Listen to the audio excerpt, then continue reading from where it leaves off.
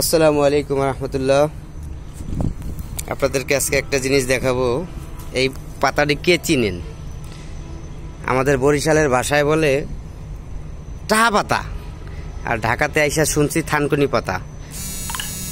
আমি বাজার থেকে 10 টাকা থানকুনি পাতা আইনা ভর্তা করে একদিন খাইছিলাম পেটের সমস্যার কারণে। এটা কিন্তু একটা মহা ওষুধ। যাদের আমাশা আছে, যাদের পেতলা পায়খানা, তারপরে বিভিন্ন রোগের ওষুধ। এটা আমি করছি কি, ওই গোড়াগুলি না ফেলায় দিয়া আমি ছাদে, আমাদের ড্রাম আছে, এই যে বোম্বাই মরিচ গাছ লাগাইছি, বোম্বাই মরিচ গাছের পাশে আমি লাগাই দিছিলাম। লাগানোর পরে মাশাআল্লাহ অনেক সুন্দর হয়েছে। তা আমি আজকে ভর্তা করে খাবো। কেমন লাগলো ভিডিওটা সবাই জানাবেন। এই যে পাতাগুলি ছিঁড়ছি, মাশাআল্লাহ অনেক পাতা হয়েছে, আরও আছে এখানে। এগুলি আরেকদিন খাবো ইনশাল্লাহ। সবাই ভালো থাকবেন, দোয়া করবেন। আসসালামু আলাইকুম।